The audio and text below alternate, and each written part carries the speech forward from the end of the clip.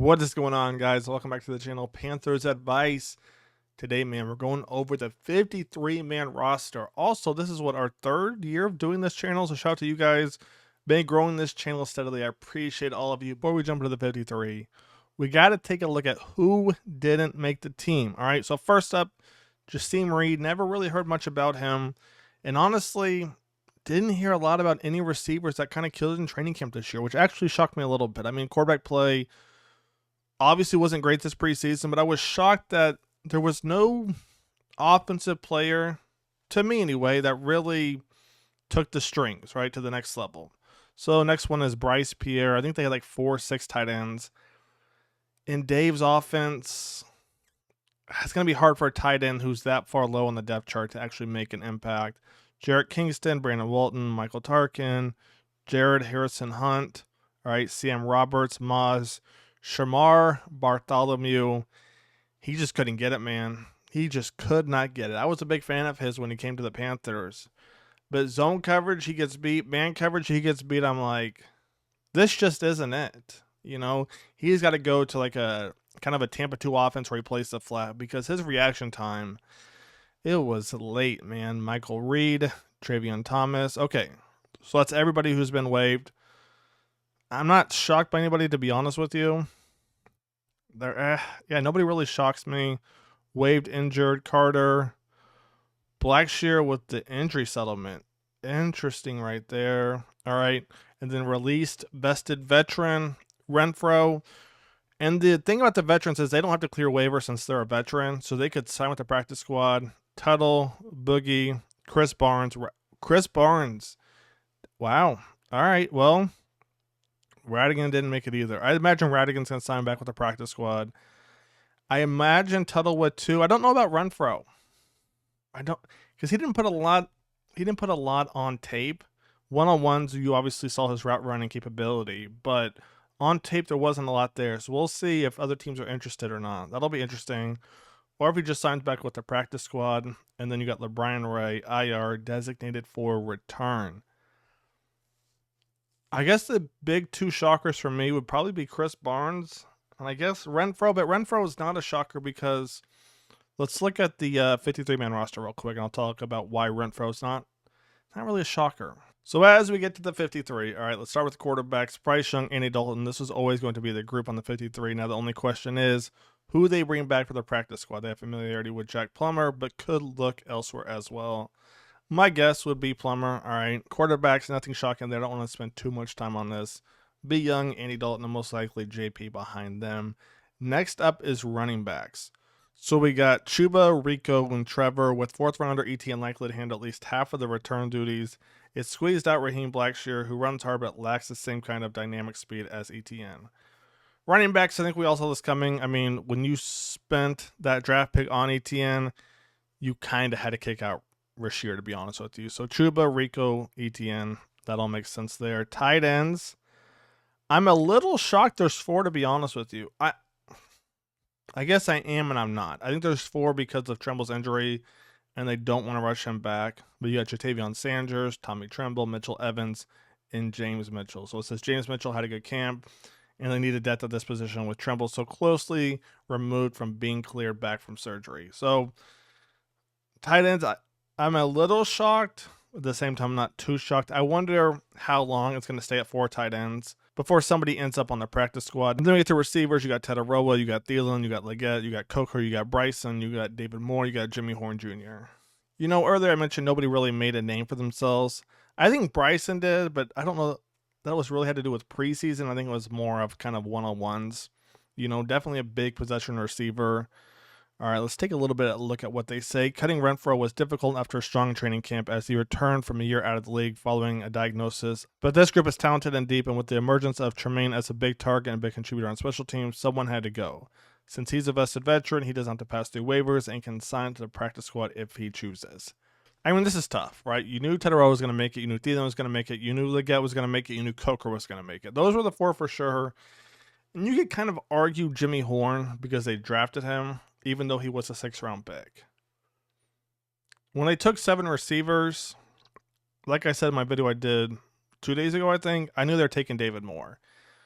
Because Dave always holds David Moore in such a high regard. And maybe if David Moore was like 30, I don't know, 37 or something, then maybe David Moore wouldn't be on the team. But the way Dave talks about David, right?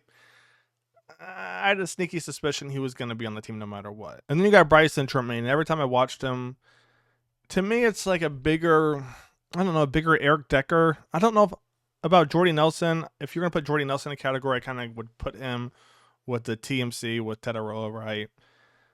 But when I watched Tremaine, I wasn't ever like, wow, but I wasn't ever disappointed, right? And so maybe that's what the Panthers wanted, another possession receiver. All right. So with the receivers, again, it's going to be interesting. I still like the core, and I still think there's a ton of potential with Tetaroa, with Thielen, Leggett, and Coker by itself. But Tremaine, Moore, and Jimmy Horn, we'll kind of see where they fit in. I think they all kind of have their specialty, right? I mean, Moore is kind of a backup to Thielen, but Jimmy Horn Jr. adds some speed. Tremaine's a big body receiver, so it'll be interesting to see what happens there.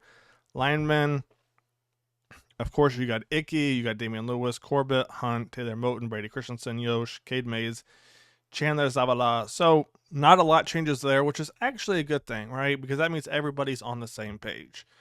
And if you want everybody to be on the same page, whether it's receivers, running backs, quarterbacks, or offensive linemen, as you guys know, you want the offensive linemen to be on the same page, right? Communication, everything else. You want to make sure, all right, there's not a lot of turnover there. And, between Icky, Damian, Corbett, I think everyone's returning back from last year, so that's good right there. Defensive linemen. Let's talk about this. Derek Brown, Ashawn, Tershawn, Bobby Brown, Cam Jackson, Jaden.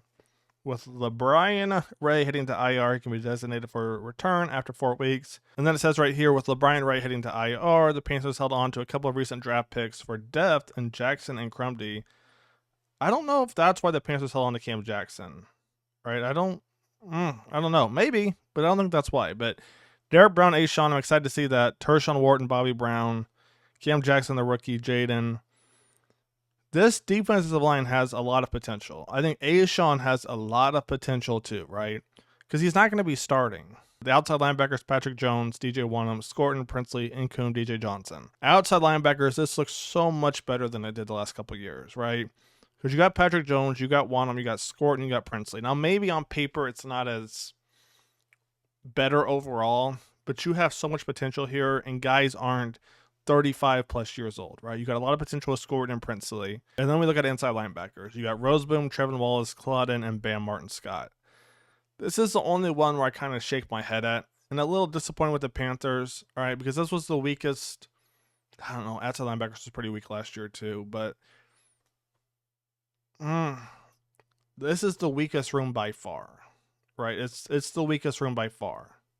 From a talent level and a depth level. Not saying Trevin and Christian can't play, but from a talent and depth level, and you got ran on last year by any and everybody, and to have your inside linebackers be this right here, it kind of scares me a little bit. So if this is your inside linebacking core, all right, and you're not producing, the Panthers could be in trouble. Now, I think they'll produce. You guys saw the offense, but inside linebackers, it scares me a little bit. Jump to cornerbacks right here.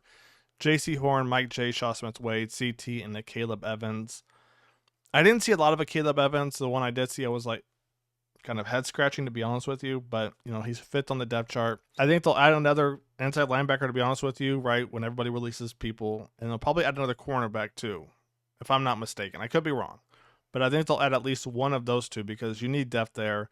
But CT Corey Thornton, man, he showed out. Shaw Smith-Wade looks good too. Mike J, J.C. Horn. Again, I look at the defense. Safeties, Trayvon, Nick Scott, Lathan Ransom, Damani Richardson. Inside linebackers is the biggest concern with the 2025 Panthers. Before the season starts, let me clarify. Before the season starts, and based on what we saw preseason and based on what we saw last year, inside linebackers is the biggest concern. And if you really look at the whole team, honestly, right, so safeties, Trayvon, Nick Scott, Lathan, Damani, not bad there. Cornerbacks, definitely better than it has looked. Outside linebackers, I don't know that we're great there yet, but I think we're good, to be honest with you. Okay. Defensive line, I think we're good. Offensive line, I think we're good. Receivers, I think we're good with the potential to be great. Right? Tight ends, I think we're good. Running backs, good. Quarterbacks, I think we're good there too. The only question mark is going to be the inside linebackers, right? And knock on wood, if there's an injury and you got Claude or Bam coming in, right, to fill in for Trevin or Christian, that's the big question when it comes to inside linebackers, right? Is if there's an injury to Christian or Trevin, do you trust Claude or Bam, right? So I think next year in the draft, within the first 3 rounds, you can expect them to get an inside linebacker, right? You can expect them. I would think, unless they go out and sign somebody this year, I don't know who's going to be a linebacker. That might be something I look into. But you can expect them. Even then, even if you sign somebody, I still think you have to draft another inside linebacker, to be honest with you. I think Trevin has potential, and I like Roseboom, but Roseboom's a little bit up there in age, if I'm not mistaken. So I just checked. Christian did turn 28 this year. Next year, he'll be 29. Year after, he'll be 30. So, again, you need depth there. And I wouldn't be shocked if they go out, like I said before, and sign a linebacker. With all that being said, I like where this team is at, right? And that's where we have to kind of keep perspective on this, right? Look where we were 2 years ago when you made that trade for Bryce Young and you gave away essentially the house. This team, running backs, you had Chuba, but you didn't have a lot behind him. Tight ends, we had we had a certain guy, right? And I guess you did have Tremble too, but you had really no depth behind that. Then you look at receivers, who we had 2 years ago. You see what I'm saying? That's improved offensive line. Offensive line, they went out, they got Robert Hunt, they got Damian Lewis. To me, this is what they need for linebackers. This is what they need.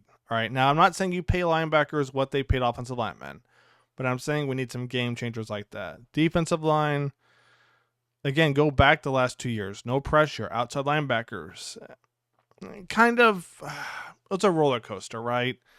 Inside linebackers, just injuries. You had Shaq, you had Josie, just injuries, man. And then cornerbacks don't even get me started.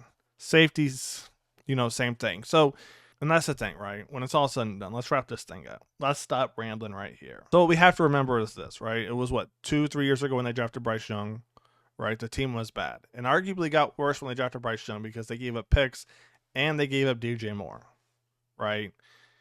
To expect them to go from that to a contender like that, it's going to take a time. I'd say give it at least 2 more years. But where we stand compared to where we were, I like where we are, right? Linebackers, we got to address. But for the most part, I'm happy. I'm excited for the season to starting. The offense has a ton of potential. Defense, we'll figure it out. So I'm excited for the season to start. Let me know your thoughts. That's going to wrap it up. Hands off. I'll catch you guys on the next one. Take it easy. Peace.